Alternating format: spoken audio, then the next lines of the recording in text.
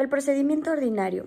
De acuerdo al Código Orgánico Integral Penal, en el artículo 589, se determina que el procedimiento ordinario consta de 3 etapas. La primera es la instrucción, la segunda es la evaluación y preparatoria de juicio y la tercera es el juicio. En la primera etapa, la etapa de instrucción, esta tiene como finalidad la de determinar los elementos de convicción de cargo que permiten formular la acusación en contra del procesado y también los elementos que servirán de descargo para que se lo libere. En esta etapa se inicia con una audiencia convocada por el juzgador para la formulación de cargos a petición de la fiscalía o del fiscal, siempre y cuando éste tenga los elementos necesarios para realizar la imputación, es decir, que se haya consolidado los elementos normativos y los elementos de hecho y de derecho. En esta audiencia, el fiscal a cargo de la acusación anunciará el tiempo de duración de la instrucción fiscal, la cual no podrá sobrepasar los 90 días, exceptuando en los delitos que sean referentes al tema de tránsito, en los cuales el plazo máximo para instrucción fiscal será de 45 días y la flagrancia de 30 días.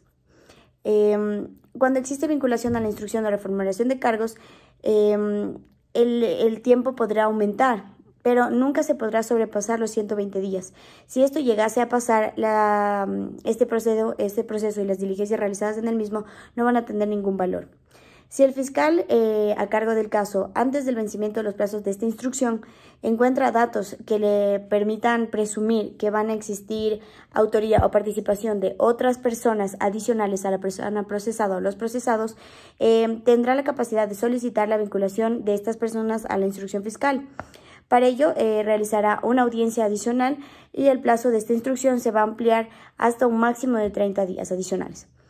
En esta etapa se va a incluir lo que se conoce como la formulación de cargos, que debe contener, primero, la individualización de la persona procesada, la relación clara de los hechos relevantes y el detalle de la infracción cometida. Además, los elementos que sirven con fundamento jurídico para la formulación de cargos.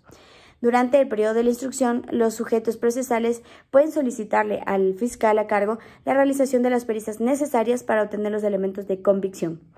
La instrucción además va a terminar a través del cumplimiento del plazo determinado, la decisión del fiscal y o el cumplimiento de todos los plazos. Una vez que se termina que concluye la etapa de la instrucción, el fiscal solicitará al juzgador, al juez, al tribunal, el señalamiento de la fecha y hora para la audiencia de evaluación y preparatoria de juicio. Durante esta audiencia, el fiscal notificará al juzgador su dictamen para que se notifiquen a los sujetos procesales. La segunda etapa es la etapa de evaluación y preparatoria de juicio. En esta etapa, la finalidad es de conocer y resolver los temas de procedibilidad, prejudicialidad, competencia y procedimiento. Se va a establecer la validez procesal, se va a valorar y evaluar los elementos de convicción que sustenten la acusación por parte de la Fiscalía. Y se excluyen los elementos de convicción ilegales.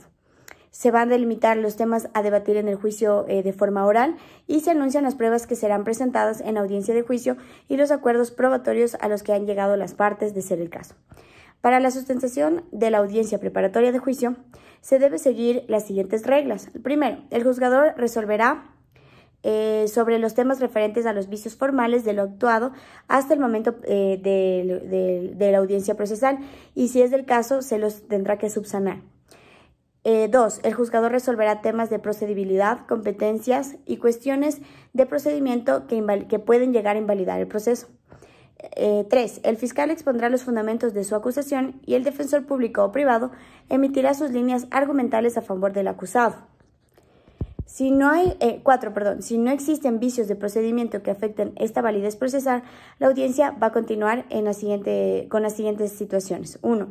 El anuncio de las pruebas que serán presentadas en el juicio. 2. El juzgador no puede decretar la práctica de pruebas de oficio. 3. Puede solicitar la exclusión, rechazo o inadmisión de medios de prueba que estén encaminados a probar hechos notorios. Y 4. Los acuerdos probatorios pueden ser realizados por mutuo acuerdo. Como punto quinto, una vez que hayamos concluido las intervenciones de los sujetos procesales en esta audiencia, el juzgador o el juez del tribunal va a comunicar motivadamente y de forma verbal la resolución. Finalmente, una vez que hemos pasado esta etapa y si se da paso a la siguiente, entraremos a la tercera etapa, que es la etapa de juicio. En esta etapa se sustancia ya directamente cuál es la acusación del fiscal o de la Fiscalía General del Estado, y en esta acusación se van a imponer los principios de oralidad, publicidad, inmediación y contradicción de la actuación probatoria.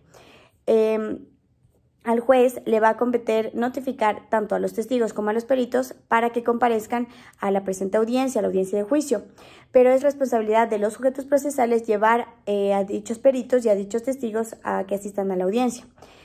El día y hora señalados también se van a señalar con la presencia de las partes procesales.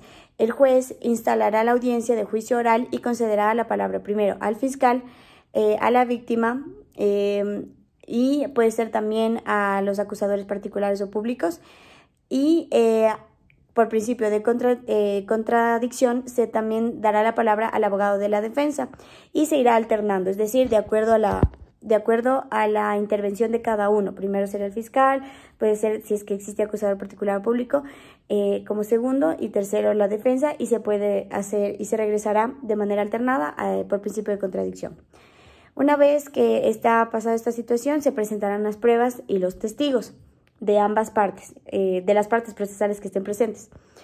Una vez que terminaron estas pruebas y las intervenciones de tanto las pruebas testimoniales y documentales, se va a concluir el proceso, y el juzgador y el juez va a conceder la palabra para que exista el alegato sobre la existencia de la infracción o no, primero al fiscal, al acusador particular y a la defensa.